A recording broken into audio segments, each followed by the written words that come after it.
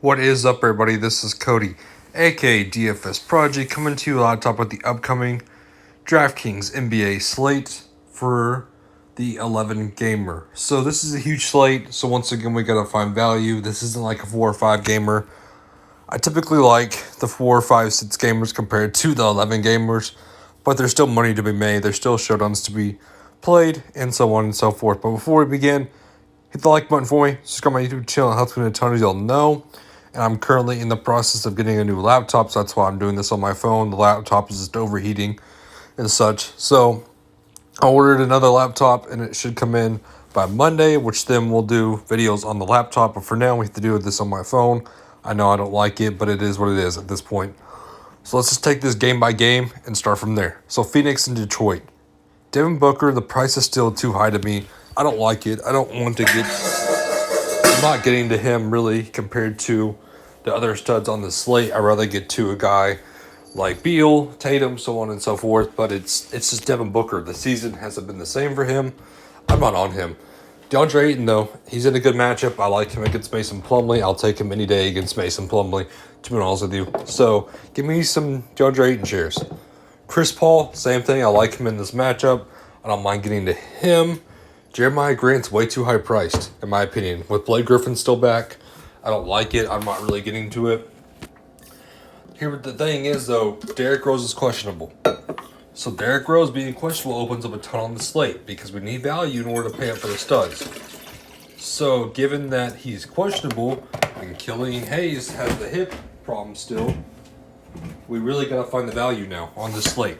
So given Derrick Rose is questionable, so is Josh Jackson, we can look to a guy like Saddiq Bey. The reason why I like Saddiq Bey, he's getting the minutes for you, but it's just so inconsistent, though, is the only problem. 24, 31, 20. That's the issue that we're looking at. So if you want to get Saddiq Bey, I don't mind it at $5,000, but that price tag is a little high. Mckell Bridges, he's looked good this season. I don't mind getting to him as mid-range value. Crowder, Wright, Sarge, I'm not going to do any of these guys when I can go to other value on this slate. Let's go to Washington and Boston. Russell Westbrook, dislocated finger. If he does play, then that cancels out a lot of the value. If he does not play, though, Bradley Beal's a lock of the slate. He dropped 260 real-life points last slate. He was on fire. I love him on all formats. Give me some Bradley Beal. Jason Tatum and Jaylen Brown, they're virtually the same player this season. Same minutes, same points. I'd rather get the Jaylen Brown at the cheaper price tag. Thomas Bryant, he's just mad at me. That price tag's a little high. Marcus Smart will see a good run with possibly no Thompson, no Teague, such as those guys. So look to Marcus Smart possibly as a mid-range value. Bertans is scoring dependent. I'm off of him. So is Rui. I'm not getting into those value. So with Thompson and Robert Williams both Q tags, if they're out, you can look to Daniel Tice as a value of the slate. I love me some Daniel Tice if they're both out. Teague with Teague out, you can look to Pritchard, but that's Marcus Smart, basically getting the boost of the minutes, and that's mainly where I'm looking at. Raul Neto is another guy you can get to possibly with no Westy getting the start, and that pretty much wraps it up for this game. Charlotte and New Orleans. Brandon Ingram and Zion, same player, just like Jaylen Brown and Jason Tatum. Brandon Ingram has a higher ceiling. Zion has a better floor. If you want to get to one of the two, I'd rather get the Zion at the cheaper price tag. Hayward, way too high priced. I know he had a good game last game, but he's way too high priced. I'm never going to pay $8,400 for Gordon Hayward. LaMelo Ball and Lonzo Ball, battle the Ball brothers. I'd rather get to LaMelo Ball based on this season. Steven Adams, he's just hitting you a double-double every single game. I don't mind getting to him in cash. Eric Bledsoe and Lonzo, like I said, that's a coin flip. I'm not getting to either guy, though. Scary Terry, he's okay as a mid-range option. I'd rather get to Devontae Graham, who, yes, he's been shooting the ball awful, but he's bound to have a bounce-back game at some point. P.J. Washington, fouls are the problem, but I don't mind getting to him on this slate. With J.J. Redick out, possibly, you can look to or you can look to Josh Hart, seeing more minutes. Either guy, though, will see a boost in minutes, so I don't mind getting them as a value. And that wraps up for that game. OKC in New York. Julius Randle, 9,800. $9,800 for Julius Randle. I would never imagine seeing that price tag so high, but I don't mind it. I really don't mind it, based on how he's played this season. You can look to him as a stud. SGA, though, is in a great matchup, high-paced matchup. I like him a ton. RJ Barrett, the minutes are there, but the points aren't. I'm fading L. Payton based on the minutes. Darius Bazley, though, is the guy I'm looking at. 6,200, 43, 35, 41 points. I like him a lot. He's finally on a tear. Al Horford's way too underpriced at 5,400. You can get to him. Austin Rivers with no guards on this team. You can look to him as a value. I don't mind it. And with Noel possibly questionable, you can find value basically on who is going to start at the power forward position, especially with Kevin Knox now questionable and Bullock and such. So let's move on to the Nets game. Orlando and Houston. Christian Wood's questionable. That will boost up a lot on the slate, like DeMarcus Cousins. Once again, we saw that. Daniel House Jr. is out. You can look to PJ Tucker possibly as a value, so on and so forth. James Harden, though, 11,000, never. I'm not paying that. We need to see him hit value, which he hardly does. Nikolai Vucevic, he seems to get always overlooked, and I love him on the slate, though, against a possibly no Christian Wood. John Wall, 8,000. The price did rise up, but I still don't mind it. He's still underpriced in my opinion. Aaron Gordon, 6,600. He's seeing good minutes. I don't mind it, especially if no Christian Wood. Like I said, that depends on Christian Wood's value or Christian Wood's status. Terrence Ross, very scoring dependent, but possibly no Evan Fournier and no Marco Connor Williams. You can look to him, but I'd rather get to Cole Anthony at 5,000, who would see the starting bump up. DeMarcus Cousins, once again, if no Wood, lock and load him. And I'm not really getting to any of the value lower than that on this team. Brooklyn and Memphis. No Kyrie, possibly. He may not play. We need to see him. He just said, I don't want to play, which is very weird in my opinion. But we'll see what happens with that whole situation. If he does not play, Kyrie does not play, Karis LeVert, bump him up Joe Harris, bump up Bruce Brown.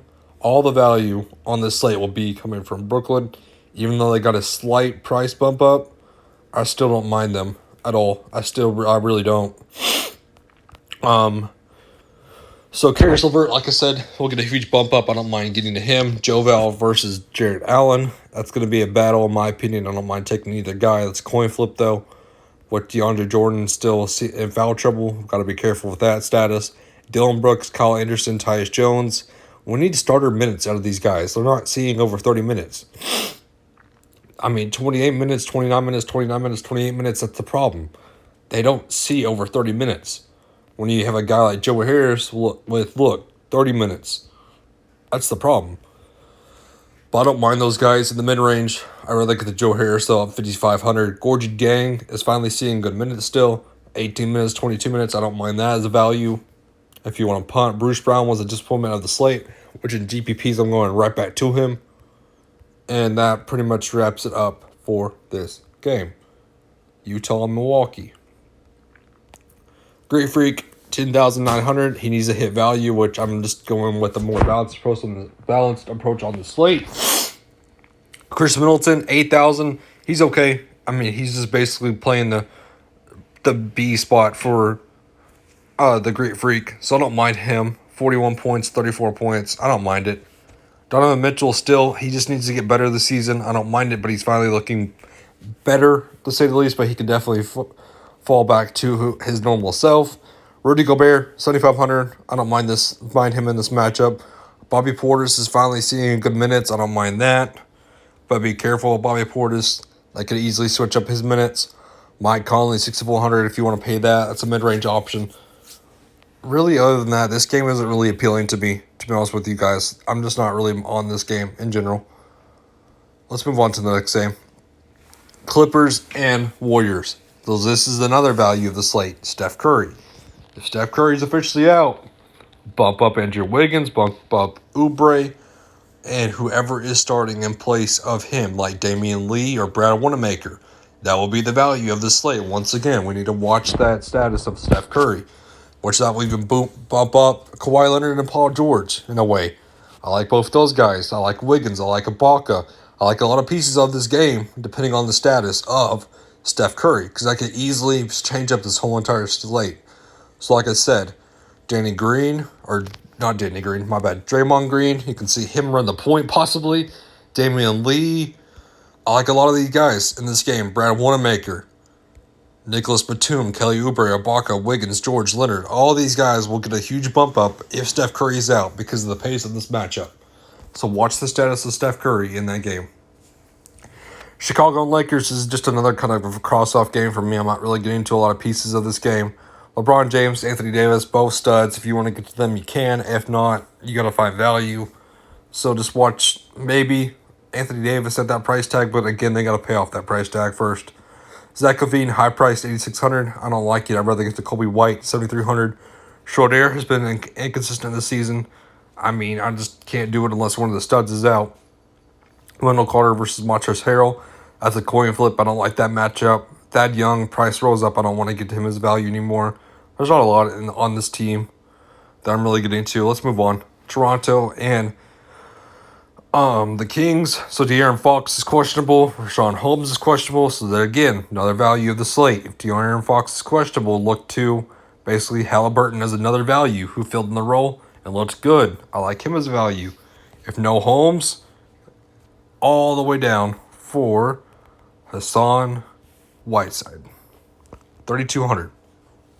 That will be the lock of the slate, 3,200 if no Holmes.